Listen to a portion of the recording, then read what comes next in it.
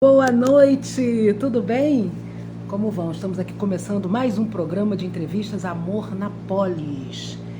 E o programa Amor na Polis, na cidade, porque é nas cidades que a maioria de nós vive, é o amor aqui entendido como na sua dimensão de luz e alegria. Segundo o Talmud, fonte sapiencial judaica, a verdadeira vida não é medida pelo tempo que passamos na Terra, senão pelo impacto positivo que causamos em nossa existência, ou seja, nossa passagem pela Terra.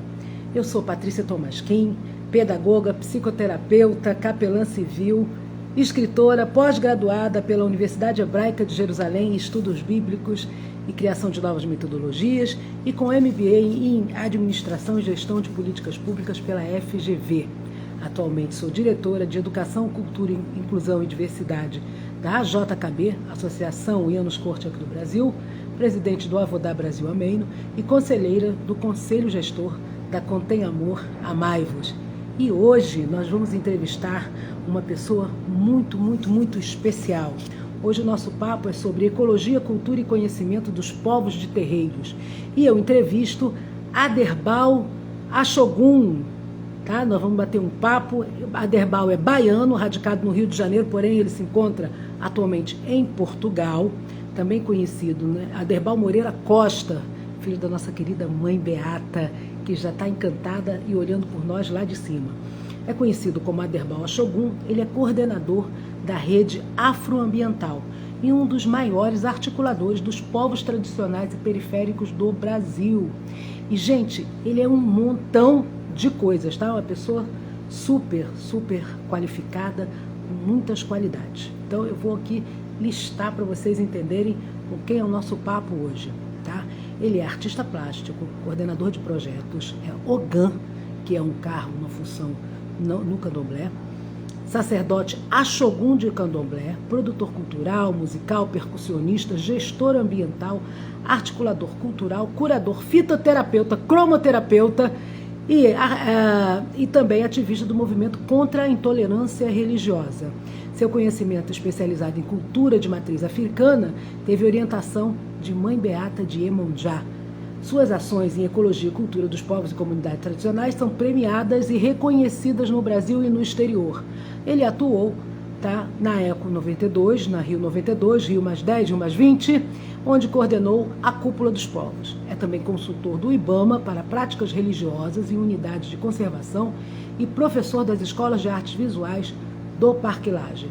O conjunto de seu trabalho foi tombado pelo IFAM, pelo Instituto do Patrimônio Histórico Nacional, tá? Por suas ações na preservação e manutenção da cultura afro-brasileira. Atualmente vive em Portugal, onde desenvolve o programa Cultura Encantada. Vem pra cá, Aderbal, vem pra cá, que maravilha. Boa noite, Tony. Vamos lá, boa noite, pessoal. Alegria, gente. Olha, hoje a rede parece que estava meio instável, então vamos torcer para que ela esteja funcionando bem aqui. Ô, querido, boa noite. Tudo bom? Boa noite, querido. Tudo bem. Consegui acertar aí? Conseguiu, tá tudo beleza. Tudo tranquilo. Maravilha. Vai ter que falar de máscara, Aderbal? Pô, Eita, vamos tentar, vamos ver se o som fica bom, tá? Boa noite, pessoal. Tem aqui, ó, tá presente aqui um monte de gente. Oi, Ive, tudo bom? Adam de Niterói, Alberto, Bela Shogun, todo mundo por aí. Tudo bem, meu amigo? tudo ótimo. Tá dando para escutar? Tá dando para escutar, meio abafado, mas tá. Que horas são aí em Portugal? Aqui são 11h40. 11h40 já. E aí, Aderbal, querido, eu ia pedir para você, como você é um sacerdote, né? E em algumas reuniões que a gente faz, lá que eu fiz com você na rede afroambiental, você faz uma bênção, né? Eu ia pedir para você abrir a nossa live aqui com uma bênção. Hoje é dia de Oxóssi, né? Dia de quinta-feira. É o dia que nós celebramos, né, a fartura Celebramos o Rei de Queto, né? E nós vamos pedir ao Oxóssi. Ô, quero, detá para tapa, detá para sal, detá para jé, detá para cancamburucô, detá para tapa. Ô, quero, que Oxóssi casse os olhos do mal, que Oxóssi não permita, né, que as pessoas que fazem o mal nos vejam, né, que ele casse a doença, né, que ele casse a miséria, né, que nos dê saúde e fartura. Amém, axé. Muito bom. Shalom, meu amigo. Shalom. Aderbal, vamos começar a nossa conversa. Você quer começar falando sobre o aspecto geral do entendimento da ecologia, do entendimento dos povos de matriz africana, sobre toda essa questão de preservação da natureza. Eu acho que era importante você um pouco situar o público que está aqui nos ouvindo sobre essa questão, né? Porque eu acho que a gente sabe muito pouco das religiões de matriz africana, a gente sabe muito pouco dessa cultura, infelizmente. A gente sabe mais da religião do que da cultura, na verdade. Né? Porque, etimologicamente, esse nome religião, né, não se aplica aos povos tradicionais de terreiro. Nem o judaísmo, tem, então ele está junto. O que a gente tem mais próximo disso, né, de religião, é a nossa medicina tradicional. Né, nossas iás, lorixás e babalorixás, né, eu tenho como médico, né, holístico, né, que utiliza todas as terapias, né, para restabelecer a nossa conexão um todo.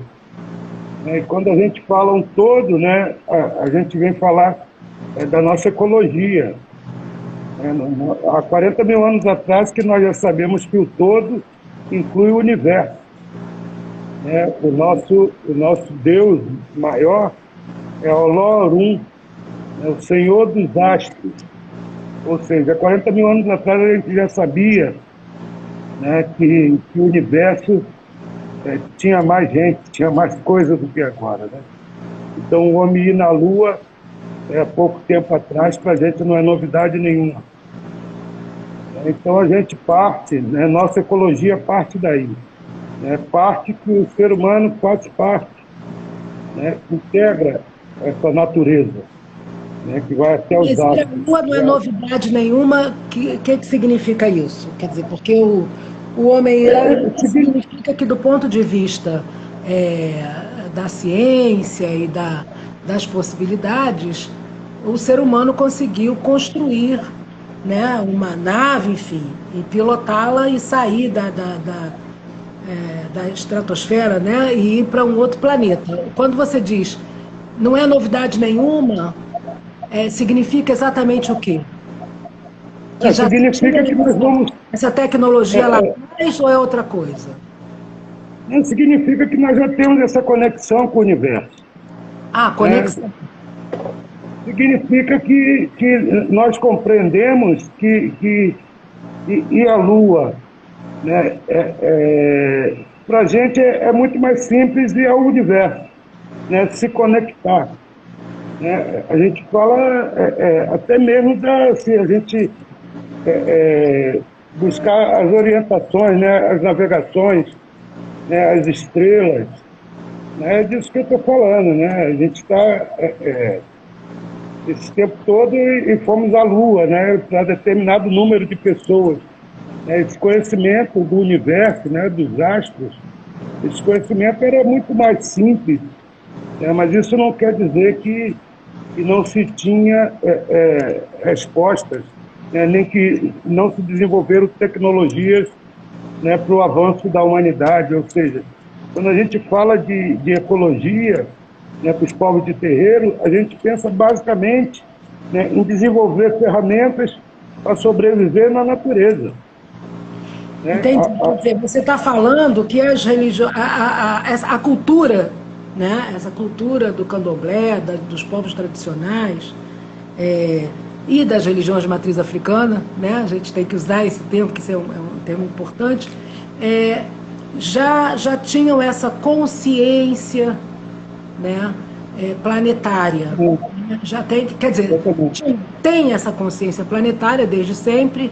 Então, só aqui conversando, né, com o nosso público, que muita gente talvez não saiba, não entenda, né, mas para situar o nosso público, a gente está aqui conversando com Aderbal Ashogun, sacerdote, né, com meu querido amigo Aderbal, filho da minha queridíssima mãe Beata, Zichroná Livrahá, assim se fala na minha tradição, de abençoada memória. E estamos aqui conversando sobre essa questão do entendimento desses povos, dessa cultura, de uma consciência planetária e uma preocupação, portanto, com a ecologia, né? Que não é uma coisa desconectada, que é de uma cultura e um conhecimento dos povos de terreiro. E a Aderbal trazendo aqui para a gente hoje esse conhecimento. Quando a gente fala de ecologia, eu vou dar um exemplo muito básico, né? A água. Né? Quando na nossa cultura se descobriu a água, né, pela beleza, pelo frescor, pela fertilidade, nós demos o nome de Oxum. O que nós estamos falando, né, não é de religião, não são mitos, né? São ferramentas práticas de sobrevivência, né, do qual a gente, quando identifica a água, né, a gente pergunta que nome dá a esse elemento. Né? A primeira vez que o homem entra em contato com a água, né, que consegue identificar a água enquanto elemento, né, o frescor dela, a beleza da água, né, a fertilidade desse elemento só pode ter uma representação feminina, né, ou por que não dizer uma representação maternal, matriarcal. Né? E quando a gente. Você sabe que na cultura judaica, Aderbal, também é assim. A gente tem a história, né, que está na Bíblia. É interessante que atualmente grupos, né, ou povos atualmente não, já desde antes da Idade Média, do final da Idade Antiga, início da Idade Média, pegaram para si também a Torá, né, a Bíblia, né, a Bíblia hebraica. Mas as interpretações são muito distintas. Então, e aí a cultura faz diferença. Então, por exemplo, a gente tem na história de Moisés, né, a história de Moisés, que é a história da escravização dos judeus lá no Egito, né? O nome Moisés significa tirado das águas, né? Então ele é resgatado, a vida dele é preservada, porque o faraó tinha dito para matar todos os bebês judeus que nascessem, em especial os homens e tal, e as mulheres se unem para fazer uma cestinha de junco e tal, e botar o Moisés nas águas do rio Nilo, né? E aí ele é encontrado pela filha do faraó, tá? E o nome dele é Moshe, é tirado das águas, né? E ele, quando é resgatado de novo para a cultura hebraica, né? Porque ele é criado lá no castelo do faraó, ele é ajudado pela irmã dele e pelo irmão, né? Pela irmã Miriam e pelo irmão Aaron, né? E Miriam significa também, né, a Senhora das Águas. Né? E Miriam é conhecedora, está escrito isso na Torá, que ela é conhecedora das águas doces. Ela era a única que sabia tirar água doce no deserto. Então ela se posiciona num determinado local, depois eram 12 tribos, né? Que as tribos acampam no meio do deserto, e os príncipes das tribos, ou seja, são 12 príncipes, se postam à frente dela e cantam para ela, e ela responde com o seu canto, e nessa hora saem rios de águas entre todo o acampamento de águas doces. E Moisés, por incrível que pareça, no momento em que a Miriam não está perto dele e o povo está com sede, ele pede, o povo fica perturbando ele, fala, me dá água tal, e ele tinha um cajado, né? E ele fala as palavras lá para tentar tirar a água da pedra e não consegue. Ele vai ficando irritado e ele bate na pedra, ele não dá o tempo da natureza da pedra jorrar a água, né? E aí ele consegue tirar águas amargas e por conta disso ele é proibido de entrar na terra sagrada. na Terra Santa, na Terra Prometida. Então, eu queria dividir com você essa história, porque eu acho que as nossas culturas, né, que começaram lá atrás, elas têm muita É, coisa em comum, né, só para saudar as águas, né? Então, eu a gente sauda. costumo. Eu sei a saudação. Ah, eu sei a saudação de Oxum, que é a Oraiê. Não é isso? Orei, isso. Orei, eu, Yaleia, Massimale, orei, eu. Yalode Bazia, Mixenguenxen, orei, eu. Então, assim, enquanto, né, a humanidade contemporânea hoje, né, trata a água como recurso, né, a gente trata a água como um elementar sagrado, né? O primeiro elemento que a gente se dá conta da vida é numa bolsa de água, né, no útero da nossa mãe. Né? A água é o princípio da vida, né? Então, Oxum, a água doce, é com esse nome, né? Com essa sacralidade que nós reconhecemos as águas. Né? E assim também nós reconhecemos os mares, né? Através de Iemanjá. Né? Para a gente não é mito, não é religião, é uma coisa prática. Né? Só um elemento, né, que tenha 3/4 da Terra que pode ter essa dimensão de mãe. Né? Aí nós estamos falando da mãe que protege seus filhos, né? E aí Iemanjá, quer dizer, é mãe e madrinha de vários peixes, né? Dos pequenos peixes. Né? A gente, quando é iniciado, a gente cumpre um resguardo, né, de não ir durante um ano ao mar, pela imensidão desse amor de mãe, né, que o mar De transmite, não que é a ir. própria mãe, de não ir. Isso é numa Né? iniciação. Logo após a iniciação, a gente fica um ano de resguardo sem ir ao mar, né, sem ver Iemanjá, né, que pelo tamanho dela, ela abraça a gente. Né? Aquela coisa do canto da sereia, né, para a gente é explicável. Né? A gente, quando vai ao mar, a gente sente a dimensão materna, né, do mar. Né? E é um bioma importantíssimo. Né? E a própria água, né, a lama, os mangues, né, onde é o bioma onde acontece, né, a vida marinha, né, o berço da vida marinha, nós chamamos de Nanã. Né? São encontros das águas. Nanã quer dizer a mais velha, e a Salaré, a mãe da justiça.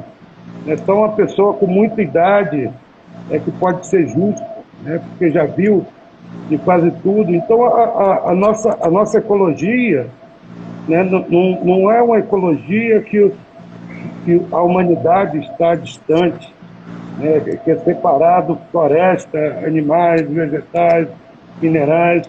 Não, é uma ecologia redonda, né, como a nossa forma de pensar. E essa ecologia não é dos povos de matriz africana. Né? Isso é o conhecimento original da humanidade, que surge na África.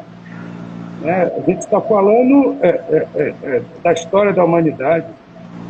Né? Então, a quem interessa, né, esconder essa ecologia, né? A quem interessa, né, que os povos originários, né, não estejam na escola. Né? Quando a gente fala de cultura, né, dos povos do terreiro, vê o Brasil, 57% da população negra, né, e ainda não conseguimos ter nossa cultura e história na grade curricular, né, a nossa filosofia. Né, a gente não, apesar de ter a Lei 10.739, né, que obriga, né, uma lei que obriga a história e cultura de matriz africana, né, fez 2014, vai fazer 18 anos, e não foi aplicado. Né, A gente mudou um pouco da temática, né? Fomos para a questão das leis e da negritude também, né? A gente sabe que o Brasil ainda não reconheceu todo esse seu histórico, né? De um país que oprimiu, sim, né? E que não só escravizou, como usurpou, né, direitos da população negra. O Brasil ainda não pediu desculpas ao povo brasileiro pelo processo de escravização. E isso é muito ruim do ponto de vista histórico, né? Que é muito ruim você não reconhecer, que o país não reconhecer para parte da sua população a opressão que fez ao longo dos séculos de existência como país, né? Então, acho que isso é uma questão importante. Uma das tentativas, quer dizer, a gente tem que... E aí faz muito sentido isso que você traz, Aderbal, que essa pergunta que você faz, né? A quem interessa? A gente sabe a quem interessou, né? A quem interessou a práticas ligadas a uma compreensão de que determinados grupos são superiores a outros grupos. Então a gente conhece, né? Esse pessoal a gente conhece lá de trás, né, de um Brasil que vem desde o Brasil Império, depois se continua na República. A gente sabe, né, que grupos como os grupos integralistas e outros grupos, né, os higienistas, não queriam esse Brasil multifacetado, esse Brasil de muitos grupos, né? E à época de muitas raças, né? Que a gente sabe que o conceito de raça já caiu por terra, mas enfim, a esses grupos não interessava lá. E eu acho que a esses grupos ainda não interessa, ou seja, são grupos que gostariam de ter hegemonia no país, mas que querem fazer isso abafando, então impedindo, né, que apareçam e que tenham a sua cidadania plena, né, que é o caso dos povos de terreiro, dos povos de matriz africana, que é o caso, e aí num grupo maior, dos negros, né, e é o caso dos indígenas. A gente está vendo aí essa luta, é o caso dos quilombolas. Então, assim, isso está muito claro, né? Agora, o Brasil, no processo de redemocratização, fez um movimento, não pediu desculpas, nenhum governo brasileiro pediu desculpa aos negros e negras, aos indígenas, enfim, não pediu desculpa, até aos judeus que aqui chegaram, que foram perseguidos também pela então Igreja Católica, enfim, não pediu desculpa para ninguém, né? Mas os últimos governos primeiro tiraram, que tinha uma maldade muito grande, que era considerar as religiões de matriz africana crime, né, de contravenção. Então isso foi tirado, isso caiu por terra e não vai voltar. E espero que não vai voltar, porque a gente também não vai deixar, né? Não vamos deixar. Depois, mais ou menos, né? Fez-se mais ou menos, né? Hã? Mais ou menos, né? O que a gente vê hoje... Não vai deixar, não vai deixar. Então, o que a gente vê hoje é um Estado paralelo, né, assumindo o que o Estado fazia, né? Hoje, a gente vai chegar neles, mas eu quero resgatar a tua fala, eu estou fazendo isso, porque eu acho importante, porque às vezes a gente vai conversando, e para nós que entendemos desse universo, é claro, mas para as pessoas que estão nos assistindo, não. Mas, enfim, se caminhou nas leis, e aí se teve esse entendimento de que era preciso uma lei específica também para que a nação tomasse conhecimento e para gerar direitos e gerar políticas públicas. Então, foi feita a Lei 10.639, que é essa que você mencionou, em 2003, e depois um complemento, porque viram, né, que deixavam de fora os ciganos, deixavam de fora os indígenas, e aí fizeram 11.645. E aí, nesse ponto é que eu queria que você, que é um mestre, e depois nós vamos falar também de lei, eu separei aqui, para até tá lá no site do gov.br, né, do governo, que é a Política Nacional de Desenvolvimento Sustentável dos Povos e Comunidades Tradicionais, que é o PL 6040 de 2007 também. 2007, a outra é de 2003, né, e essa é de 2007. E aí eu queria que você, Aderbal, colocasse aqui para gente, para o público que está nos assistindo. Aliás, tem um monte de gente aqui mandando motumbá para você, olha aqui. Meu pai, peraí. Aqui, deixa eu achar, que vai passando. E aí não dá, a gente vai perdendo as colocações das pessoas aqui, porque vai passando. Mas, enfim, eu queria que você falasse para a gente da criação dessas leis, que é isso que você já um pouco adiantou, né? Falar assim, olha, criaram a lei, mas não mudou muito. Mudou alguma coisa, mas não mudou muito. Então, vamos tratar só do Estado, depois a gente fala do Estado paralelo e fala das perseguições, porque senão fica muito confuso. Né? Como é que o ONU encaminhou? Criou-se um Conselho Nacional de Promoção da Igualdade Racial, mas não se criou um conselho para tratar da questão específicas, né, das questões específicas ligadas a essas questões. Então, está contigo a bola. Patrícia, quando a gente fala, né, de um país que não reconheceu, né, o advento da escravidão, né, o genocídio, né, do povo negro, né, a gente não precisa ir até 1500. Né? Bem pouco tempo atrás, antes da pandemia, a gente tinha 60 mil jovens mortos ao ano. Né? Isso negros, tinha periféricos. 60 mil jovens mortos ao ano. No Império? No Império não, nos dias de hoje.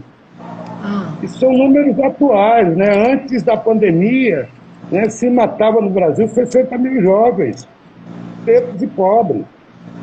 Né? Quando a gente vem falar das leis, né, quando a gente vem dizer que esse Estado, né, se omitiu, né, e continua se omitindo, né, e aí para a gente é como se fosse um Estado paralelo, porque anda de mão dada.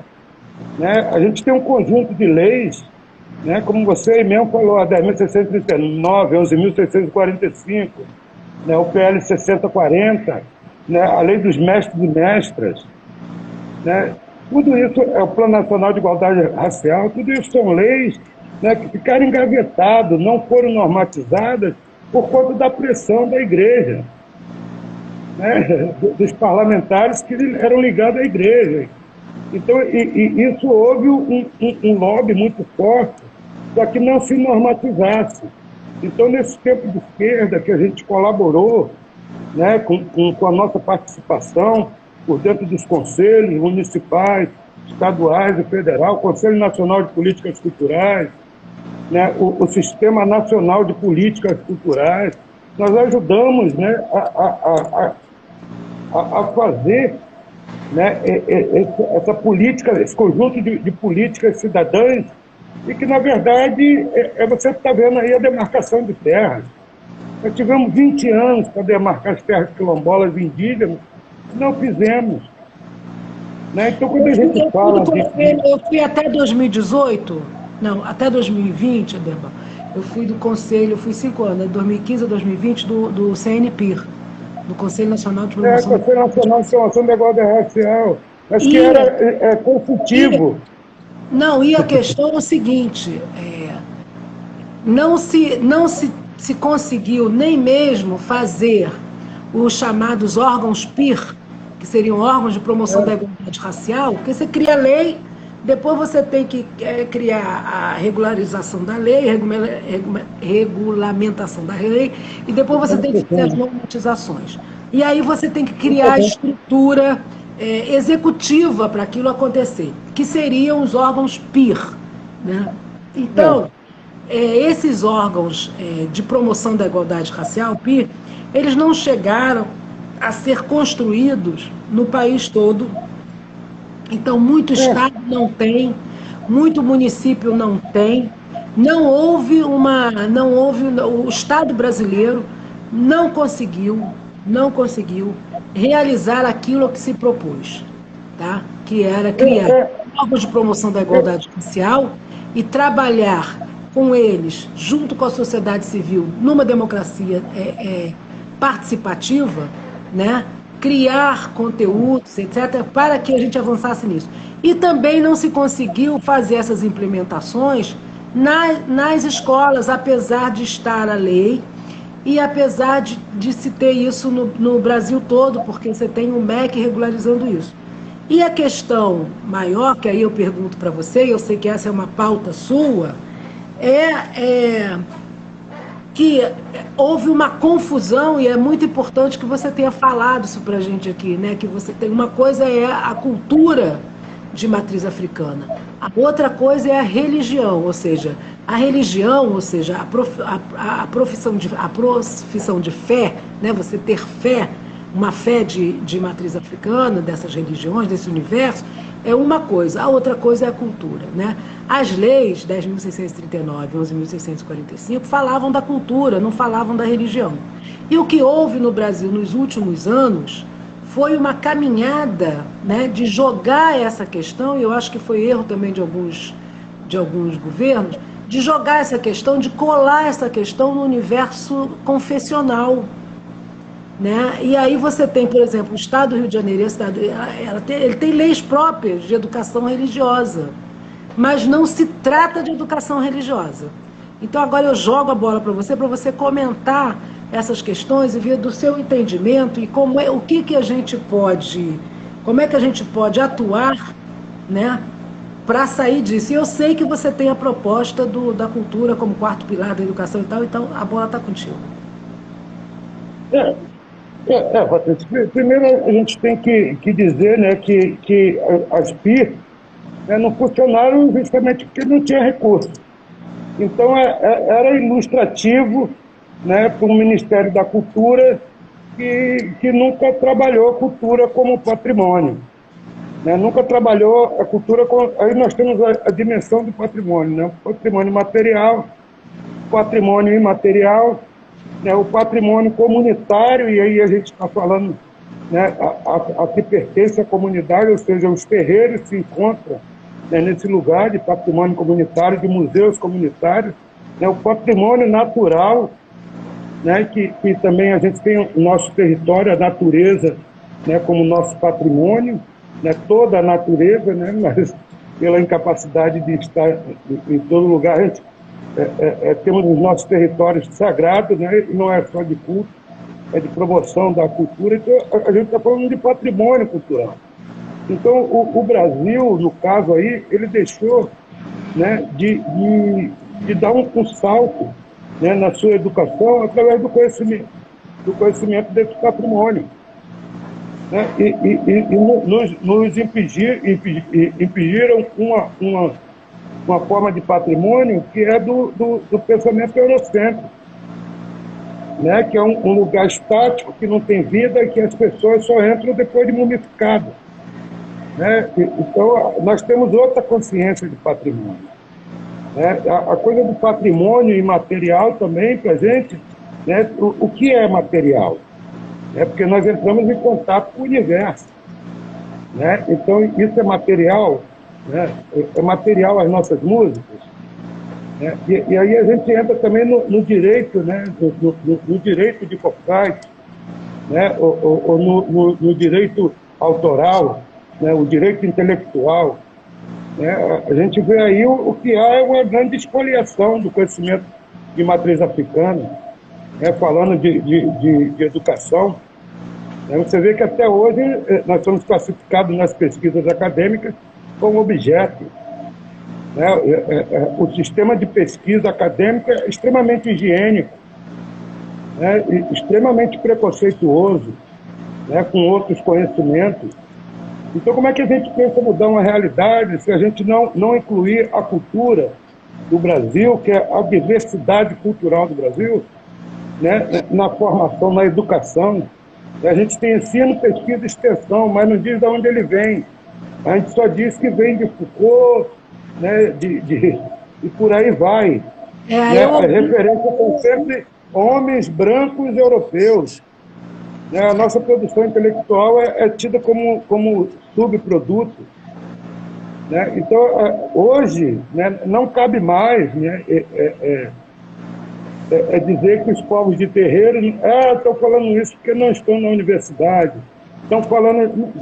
Imagina, hoje em dia, né, as nossas próprias custas, né, as cotas, serviram, mesmo remendadas, né, mesmo sem dar condições de manter as pessoas na universidade, as pessoas, é bom dizer que todos esses jovens, né, que acessaram essas cotas, né, tiveram uma carga muito maior, né, do que se fosse um jovem branco, né, de uma família da Zona Sul do Rio de Janeiro. Todos eles estão nas escolas públicas e podem pagar ensino. Né? Então, quando a gente fala A gente já sabe, tem pesquisas sobre a política de cotas, já tem muitas pesquisas provando que ela foi um grande sucesso, enfim, que os estudantes, né, que foram beneficiados, né, ou foram alcançados, né, nem beneficiados, mas que puderam ter esse direito, eles devolveram muito mais. Já tem estudos, eu nem entro mais nessa questão, porque isso é óbvio. Mas eu ouvia a professora, nossa querida Helena Teodoro, né, falando da necessidade da reformulação da nossa educação para que ela permitisse que fosse uma educação mais orgânica e que ela permitisse que o conhecimento, e aí o conhecimento desses Brasis, né, entrasse na escola, né, porque o que a gente tem é uma escola, na verdade é uma escola lá do iluminismo, né, uma escola que ela está completamente inadequada para tudo hoje em dia, né? A gente entrevistou aqui o Conte Bittencourt, que foi até bem pouco tempo secretário de Educação do Estado do Rio de Janeiro, né? E ele estava falando dessa oportunidade que é essa crise toda, né, para a escola finalmente se reinventar e se reestruturar. Mas eu acho, aí a questão, e aí eu vou te fazer uma pergunta, falando do ponto de vista da minha cultura, da cultura judaica, né? Da cultura dos Bnei Israel, né? Porque judeu é um nome que uma denominação que foi nos dada pelo Império Romano, né? Porque chamaram a nossa região de Judéia e aí os moradores da Judéia eram judeus, né? Mas nós somos os filhos de Israel, na verdade, Bnei Israel, né? Filhos de Israel, que é o Jacó. Mas na nossa tradição, em função das muitas perseguições, né, nós desenvolvemos um método, uma metodologia própria, né, e também nos mobilizamos para criar escolas, né, um modelo de escola que atendesse ao nosso povo, porque os judeus foram proibidos de estudar até bem pouco tempo. Está aqui eram proibidos de fazer negócios e tal. Eu não sei se o Yves ainda está aí, o Yves Schipper, que é um amigo querido dos tempos da escola, e também é primo, né? E eles lá na Rússia, né, por exemplo, eram proibidos de estudar, as mulheres, e os meninos também, e às vezes se conseguia que um filho só permitia que um filho só fosse à escola. E nós criamos um sistema já na Idade Média chamado de Cheder, que era quarto, não é quartinho, é um quartinho de estudos, né? Que isso é reproduzido, e a metodologia era que a gente estuda em Havruta. Havruta é o seguinte: você estuda sempre. A gente tem um livro básico, que é a Torá, né, que é a Bíblia hebraica, mas a Bíblia ela não é para você ler corrido, como sequência, porque ela é um livro de cultura. A nossa cultura ela é circular, você sabe disso. Então é um livro de circularidade. Quem lê a Bíblia como uma linearidade não está entendendo nada, tá? Porque ela vai fazendo aqueles círculos que a gente sabe muito bem das culturas mais primevas, né? Então, no quarto, no Heder, se estudava sempre em Havruta, em dupla. Na verdade, era um trio. Eram dois estudantes, duas ou dois estudantes, e um texto. O texto entrava também como uma pessoa. E daí a nossa cultura compara pessoa, árvore e livro como se fossem a mesma coisa, né? E eu já fui não só na casa de sua mãe, né? Mas também em outras casas, e sei que tem uma cultura riquíssima, né? Que se faz nesses ilês, nessas roças, nesses terreiros de candomblé, completa, que é absolutamente orgânico, e é algo completo, porque tem dança, tem veste, tem canto, tem língua, tem forma de se expressar, tem cumprimento. Então, assim, o que falta para o Brasil absorver, ou então o que a gente poderia fazer, já que o Brasil não absorve, quer dizer, que as escolas não absorvem, não estava na hora da gente criar um header, um quarto de estudos, né, também para esse povo todo? E dizer para o governo, Na verdade, você aprender com a gente? na verdade nós já temos, né? Mas tem que expandir. Na verdade, nós já temos. Né? O que acontece é que nossa cultura é oral. Né? A gente não pode perder a nossa identidade, né, de transmissão de conhecimento, que é a forma ancestral, ou seja, do mais velho para o mais novo. Então, nós já temos. Né? Mas a gente numa sociedade, né, que até hoje, né, nós somos jogados nas favelas, né, jogados nas baixadas, né? E a gente pode ver, né, da baixada, da onde é a nossa comunidade, né, você tem os neopentecostais, tudo com escolas, tudo com escolas primárias, né?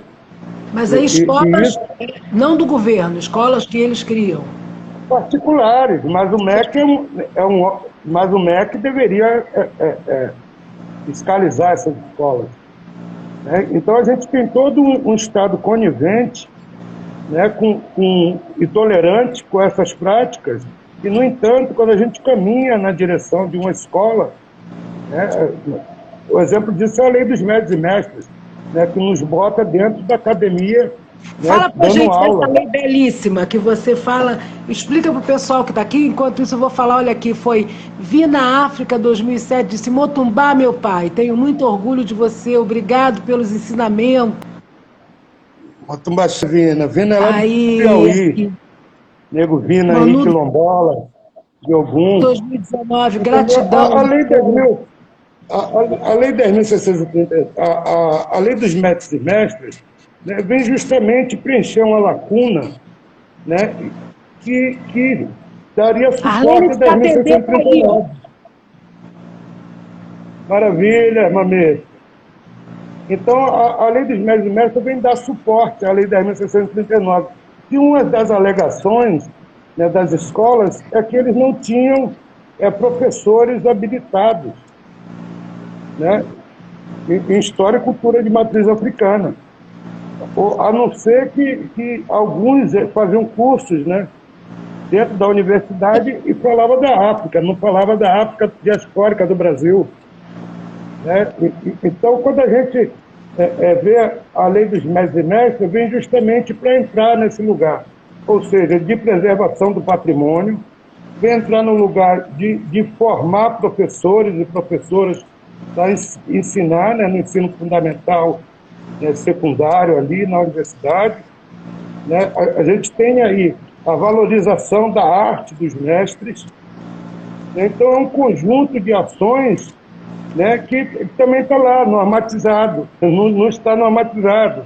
Então, assim, sempre, né, eles usam a mesma armadilha, a mesma ferramenta, né? Olha, vamos fazer, vamos colher os dados, os conteúdos, porque foi assim, né, com todas essas leis. Né, os consultores. Eu fico aqui com o meu laptop me auxiliando aqui na hora da live, né? Então tá aqui, ó, Lei dos Mestres, AMF3, aí tá assim, Lei dos Mestres é aprovada na Comissão de Cultura da Câmara, o projeto de lei que institui no Brasil o Programa de Proteção e Promoção dos Mestres e Mestras, dos Saberes e Fazeres das Culturas Populares. Ele foi aprovado na quarta-feira, dia 12 de abril de 2021, desse ano, na Comissão de Cultura da Câmara dos Deputados. Aqui, não, 2014. Não, é isso. Lei dos Mestres é aprovada em 2014. De 2014. 2014 essa lei foi aprovada, né? Queria só fazer uma É, observação, Aderbal, que você falou do MEC e dessas escolas é, é, é, da primeira o fase do ensino ensino profissional, fundamental, é o seguinte: o Brasil tem um problema, eu acho que quando eu era senador, o Cristóvão Buarque falava disso, que ele tem uma inversão que é muito problemática. Como é que a nossa Constituição aprovou essa questão da educação? A educação é o seguinte, porque a nossa educação ela é republicana, digamos, né? A república são os entes federativos, então você tem União, Estado e município. A educação fundamental, que é da pré-escola até o nono ano, ela ficou a cargo dos municípios. município. A educação, e aí o ensino médio, né, ficou a cargo dos estados. Alguns estados, como o Rio de Janeiro, têm algumas escolas dos últimos anos do ensino fundamental, né? E o terceiro grau, a educação universitária, ficou com a União, mais o Colégio Pedro II, que está lá na nossa Constituição. Então, o que isso provoca? E o Cristóvão Buarque falava disso, né? Isso provoca o seguinte: se você tem um município que ele é pobre, ele não dá conta, primeiro, de educar as crianças ali da sua cidade ou de promover um bom ensino. Segundo, que você não consegue fazer uma padronização no país todo. Então, você tem a BNCC, a Base Nacional Comum Curricular, antes você tinha os parâmetros curriculares, né? É. E você não consegue fazer isso. E aí fica a União fazendo um monte de lei que também são problemáticas. Por exemplo, você cria uma série de sistematização para dizer professor é isso. Aí você tem que fazer concurso público para contratar aqueles professores, né? E aí ninguém de tradição nenhuma se encaixa naquilo. Porque é um troço generalizado lá, que igual essa coisa que você falou, né? Da pesquisa, faz pesquisa daqui, de lá, não sei o quê, mas não é um negócio descolado do corpo brasileiro. Então isso é um grande problema. E a questão é que o que se consegue... Ai, que bonitinho! Oiê! Seu filho? Que o que se consegue... Oi, tudo bem? Prazer! Bonitinho. O que se consegue, por exemplo, se você consegue Miguel de Lemos numa escola, você só vai conseguir naquela região, porque esse troço não vai para o país todo, entendeu? É muito ruim a nossa divisão sobre o ensino e a nossa organização. Assim, mas funciona, né, para alguns segmentos, né? Ah, sim. Porque tem bocada lá, meu amigo. Tiago, sociocultural, salve mestre Aderbal. Tiago é o filhão lá de São Paulo. Cecília Macaúba. Quem? Cecília Macaúba. Sônia, o Ivo Schipper falou, não, Schipper Ivo falou axé e shalom, meus queridos. Mandou aqui um axé e um Será shalom. que é o Ivo que eu conheço? Não sei, talvez. Entendeu, Patrícia? Então, eu acho assim, a escola pública no Brasil, né, há muito tempo, né, que está aí... o Brasil chegar a ponto de eleger um presidente desse, é sinal que tem coisa muito errada com a educação, né? E isso dá o parâmetro de a quanto anda a educação no Brasil. Né? Você vê retirar filosofia, né? Retirar esporte da grade curricular, arte, né? Olha o absurdo. Né? Então, como é que se consegue, né, pensar, né? Como é que um professor consegue dialogar, né? Como um mestre consegue dialogar com pessoas que têm esse nível de perversidade, esse nível de negacionismo, esse nível de obscurantismo? Como é que a gente, né, que lutamos pela luz, né, que temos nossa missão, né, fundamental em ensinar, consegue dialogar com essas pessoas? Esse é o papel da educação, né? E aí, que é isso, né? A gente acredita, né? Todo educador acredita que é possível educar, né? E aí, Aderbal, eu queria que você, como um mestre, né, que está aí, patrimônio imaterial, é isso? Você é nosso patrimônio imaterial? Eu sou Imaterial patrimônio também. comunitário. Comunitário. Comunitário. Eu queria que você falasse, Aderbal, do que você falou tão brilhantemente para mim sobre essa questão da cultura como quarto pilar da educação. Eu queria que você falasse um pouco disso e que você falasse um pouco para a gente, porque essa live ela corre, né? Quando a gente vê já tá acabando. Que você falasse um pouco para a gente aí depois disso, que você falasse para a gente o que é essa cultura encantada, né? Essa Portugal da cultura ibero-americana. Então eu passo para você a bola agora para você falar a cultura como quarto pilar da educação, que eu acho que é a saída, né? A escola não é só para passar informação, ela tem que produzir cultura, ela tem que produzir cultura de paz, ela tem que produzir cultura de respeito, ela tem que produzir uma cultura de respeito à diversidade, né? Entender o que é esse caldeirão chamado Brasil e também que você fale aí da cultura encantada. E como a gente fala, né, a cultura como quarto pilar da educação, né, a gente vem trazer, não é só a cultura de matriz africana, né, a gente vem trazer aí, né, essa diversidade cultural que o Brasil tem, e isso não estando, né, na academia, né, não estando disponível na academia, a academia não se abrindo, né, para esse conhecimento, reduz também a qualidade da sua produção intelectual. Né? É bom que se você tiver vários olhares, né, é melhor do que um olhar só. Então você tem uma academia aberta, né, que tem outros conhecimentos de outras culturas, não só eurocêntricas, né, você tem mais qualidade na pesquisa, você tem mais qualidade no ensino, né, você tem mais qualidade e opção de extensão, né, você também aplica o princípio de equidade, né, de não de reparar, né, mas de valorizar, né, isso de forma, através de dinheiro, né, que a gente precisa de recursos, mas precisa de um salário para viver, entendeu? O mestre não precisa de ensinar, né, o mestre não precisa de participar de filme, né, o mestre precisa de ter condição de viver a vida dele, né, com o sustento dele vindo dignamente do que ele sabe fazer melhor, que é ensinar.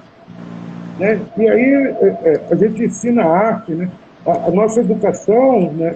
Nós aprendemos a educar, nós usamos todas as ferramentas possíveis, né? Para ensinar, é música, é dança, né? Filosofia, sabe? É arte, né? E isso estando fora da universidade, isso é um tiro no pé, né? Desculpa a expressão violenta, né? Mas é isso que a academia faz hoje, né? Nós temos várias iniciativas, né? É bom que a gente diga, né, também que a gente não está falando de fora da academia, né? A gente dá aula dentro da academia, a gente dá curso, né? A gente qualifica o debate de alguns professores, alguns projetos acadêmicos, algumas pesquisas acadêmicas. A gente está junto, a gente não quer mudar a academia falando daqui de fora, não. A gente atua, né? Tem várias iniciativas aí, né, na área da educação. Nós tivemos mesmo na terça-feira uma live com a nossa mestra aí maior, a professora Helena Teodoro, né, que tem um Maravilhosa! trabalho maravilhoso, né, que junta cultura, conhecimento, sabe, falando de dentro da universidade, mudando as coisas por dentro. Nós temos aí o Sérgio Bairro, do Diverso. O professor Né? Cabengueira Manga, que dizia que dizia que Então, assim, a gente precisa ler essa coisa que você traz, é muito importante, né? Porque às vezes as palavras ficam esvaziadas de sentido. Quando você fala, olha, tá bom, Foucault, né? E outros autores, ok, mas a gente também tem que ler Helena Teodoro, Kabengele Munanga, a gente tem que ler outros autores, a gente tem que ler Aderbal Shogun, a gente tem que ler Mãe Beata, aliás, eu tenho um livro dela aqui, né? E ela, com uma dedicatória lindíssima que ela fez para mim, por exemplo, eu lembro de a lenda de Ecodidé, quer dizer, a gente precisa, a escola tem que usar também né, ligando escola e academia. Se a academia entra em contato, se a academia consegue, né, fazer esse movimento, que já deveria ter feito, né, de trazer para dentro, né, do corpo docente, do corpo de pesquisa, dos pesquisadores, do corpo de produção de conhecimento científico brasileiro, todos esses pensadores e pensadoras, né, isso automaticamente desce e também alcança, né, as escolas. A questão é que, infelizmente, a nossa academia ainda vive num modelo que você chamou de eurocêntrico com razão, né? Ou eurocêntrico ou americanófilo, né? Quer dizer, ela olha ou para a Europa ou para a América do Norte, né? Olha pouco para a América do Sul e olha muito menos ainda para essa Afro-América, né? Ou esse Afro-Brasil. Então é algo que eu queria te cumprimentar pela sua luta, pelo seu trabalho, pela sua atuação. E aí, eu queria agora perguntar para você, eu queria que você falasse para a gente o que é a cultura encantada e todo esse trabalho que você está fazendo aí em Portugal e essas suas pesquisas. Conta para a gente um pouco dessa parte boa, né, da tua... Eu vim para Portugal numa bolsa de arte, né? Me interesso muito por escultura, né? Me interesso muito por performance, e vim para cá pensando num lugar específico, que é Santo Tirso. É um lugar onde tem uma das maiores exposições ao ar livre do mundo. E também um conjunto de museus e de espaços de cultura e de arte que tem em Portugal. Passei 2 anos e meio, 2 anos com essa bolsa, finalizei e descobri que o que eu queria era afetar o povo português com a cultura e a diversidade cultural do Brasil. Eu já tinha sentido, faço parte do programa Cultura Viva, faço parte da Comissão Nacional do Fundo de Cultura, sou um dos coordenadores do GT de matriz africana, e eu ficava me perguntando, e nós temos uma ação muito forte na América Latina chamada Cultura Viva Comunitária. É inspirado no Cultura Viva, é de base comunitária, é um programa imenso, e aí a gente, sempre na América Latina, ficava educado porque que a África não estava presente, nem Portugal, sendo Portugal, dos países. E aí tinha Espanha, através do Ibercultura, tinha França, e eu perguntava por que não tem os países da diversidade da língua portuguesa. Ou seja, a maioria africana, a maioria das etnias africanas, aqui. Então isso eu compreendia, o porquê que o Brasil não fez a Cultura Viva se aproximar da África, para você ver que mesmo com a suposta, vamos dizer assim, política, achando que estava andando do nosso lado, mas a gente não tinha praticamente relação nenhuma com a África, no que diz respeito à troca de conhecimento, a intercâmbio. Isso tudo se dá até hoje ainda, por iniciativas pessoais. Então isso me incomodava não ter Angola, por exemplo, no Cultura Viva. Aquelas relações, as relações Sul-Sul, né? As chamadas no mundo da diplomacia, relações Sul-Sul. Elas... Não, e quando havia era por cima, né? Não avançava. E quando havia era aquela relação política por cima, ou então a relação de comércio, aí é por baixo mesmo. Por baixo de tudo ali. Então, mas não tinha a interação do povo português com o povo brasileiro, com o povo angolano, de São Tomé e Príncipe, de Cabo Verde, de Moçambique. Isso tudo é um grupo muito forte na cultura brasileira, na cultura diaspórica africana brasileira. né? Então, a gente tem na língua muito mais, né? Muita coisa de Kibundo, né? De Kikongo, né? De Angola, né? Misturado com português, e que é o nosso português. Então, essa diversidade não estava expressa na cultura viva. Aí eu vivia brigando.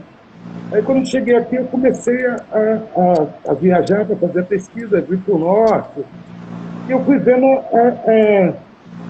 a similaridade da cultura portuguesa com a brasileira, dizer, pô, sabe, conta uma história, não estou dizendo que não contem a história da colonização, nem isso não conta de forma verdadeira, mas não conta a história do povo, entendeu? Da cultura desses povos, né? Quando eu digo povo, eu digo o indivíduo comum, né? Não é o empresário, não é o político, não é o rei de Portugal, não é o rei de Deixa eu te Brasil. contar uma história. Já que a gente está falando de história, né? Dessa história, da historiografia da história. Os meus filhos, quando coloquei numa escola, né, numa escola ótima, alternativa e tal, mas é o seguinte, nós judeus somos ensinados na história antiga, como hebreus. Aí os hebreus, tá. Depois a gente desaparece do mapa, né? Os povos mesopotâmicos desaparecem do mapa. Aí a gente é ensinado de novo, aparece de novo, só na Idade Média como perseguidos, né? Inquisição, não sei o quê. Quando ensina a Inquisição, se não ensina a Inquisição, a gente desaparece. Depois a gente some completamente do mapa, né? E aí a minha filha mais velha, perguntou, mamãe, eles não falaram da gente na aula de história, que isso não existe. Exatamente. Porque aquela história ali, quer dizer, é muito interessante como livro didático, né? E eu estou falando isso porque eu fui a pessoa da comunidade que foi a todas as audiências públicas da BNCC para trabalhar lá pela inserção. Nós pedimos, né? Pela então comunidade pela CONIB, né? Que era o órgão que era o MEC aceitava participar lá, né? Ter fala. Pedir para inserir, pelo menos inserir o ensino do Holocausto no ensino médio, né? E inserir o ensino e a escravidão como temática e a Inquisição no ensino médio, no ensino do Holocausto no ensino fundamental, no 9º ano, e a Inquisição no ensino médio. Porque esses três fatos importantíssimos, né, da história nossa, e para o Brasil, para o mundo, né, não estava na nossa Base Nacional Comum Curricular. Né? Não tinha obrigatoriedade de ensinar a escravidão, não tinha obrigatoriedade de ensinar o Holocausto, não tinha obrigatoriedade de ensinar a Inquisição, quer dizer. Não ensina. Entendeu? Quer dizer, e é uma coisa assim, e foi uma defesa, assim, eu fui a todas, foram 2 anos indo, conseguimos aprovar o ensino do Holocausto no 9º ano, mas muita luta, viu? Muita luta. E o ensino da Inquisição no ensino médio. Então, a luta não é fácil, meu amigo. Nós estamos caminhando para o final da nossa live. Já são aqui 8h40, né? Semana que vem nós vamos conversar com Carlos Reis, que é diretor do Museu do Holocausto de Curitiba, e vem aqui falar sobre educação, ensino do Holocausto, né? Docente e também história e do antissemitismo no Ocidente e ética judaica. Então a gente semana que vem vai conversar sobre isso. Nós vamos conversar também, Anderbal, com padres da Igreja Católica e vamos conversar essa grande virada que a Igreja Católica fez aí com o Papa Francisco, né, com a Laudato Si, falando, né, reconhecendo, né, a ação da Igreja e falando de decolonização, né? Então a gente vai, e também dessa virada, desse apoio à causa indígena, né? Então a gente vai conversar também sobre isso. Então vamos aqui, e eu preciso convidar a nossa querida Helena Teodoro para vir aqui também dar um show, conversar com a gente. E nesse momento eu passo, as palavras finais são suas. Meu amigo, eu já agradeço a você, muito obrigado por ter vindo e ter cedido aqui essa preciosidade, essa entrevista. Dizer que nós estamos nos últimos dias do ano judaico de 5.781 e segunda-feira entramos no ano judaico de 5.782. Então quero desejar aí Shana Tová, um ano bom e doce para todo mundo que está aqui nos ouvindo, e fica com você, meu amigo, as palavras finais, bênçãos, o que você quiser, está aberto, e sempre que você quiser voltar, está aberto também. Maravilha. Maravilha. Eu acho que as palavras finais, né, é nessa direção, né, na direção da educação. Eu acho que nós só vamos conseguir mudar alguma coisa num país, né, do jeito que retrocedeu agora, né, eu acho que é através da educação. Eu acho que tem que ser a bandeira, né, porque não tem outra ferramenta que possa fazer essa transformação, né? Então, hoje em dia, nós já estamos pensando se não é melhor, né, que se tenha o ensino, né, da cultura religiosa, de toda a diversidade religiosa nas escolas, do que esse engodo de que não se ensina religião na escola, né? E aí só determinadas... É mentira, nem é mentira. Porque as religiões têm escola, as religiões professam sua fé dentro da escola, né, na Câmara Legislativa está lá o crucifixo. Então, assim, já que o Brasil, né, é o país mais rico em diversidade, né, cultural e religiosa, eu acho que poderia ter todos. Então, vamos começar nesse sentido, né, dizer assim, não, já que não dá para, né, para ser um ou outro, vamos botar todo mundo, né, que aí as nossas crianças vão aprender com outras culturas, com outros conhecimentos, e vão abrir os olhos, né, e seu orixá, sua energia, seu raciocínio, né, poderá funcionar de maneira a fazer o trabalho que nossos ancestrais fizeram, que é trazer a humanidade até os dias de hoje. Axé. Então, axé. Né, que Oxóssi nos traga uma fartura, né, para que a gente possa continuar aí nossa caminhada. Keniraton, uma grande bênção. Até. Muito, muito obrigada, meu querido amigo. Um beijo enorme para você. Daqui a pouco a gente já vai falar de mês de novembro, não é isso? Que é o mês da consciência negra. Então, tem muito aí. Sucesso no seu trabalho e vamos juntos. Até. Muito obrigada. Um beijo, boa noite aí. Tchau, pessoal. Até semana que vem aqui com Carlos Reis, falando sobre o ensino do Holocausto, sobre educação. Seguimos na nossa temática, educação, e depois também sobre indígenas. Um beijo grande. Shana Tová, um ano bom e doce. Shana Tová. Shana Tová. Tchau, pessoal.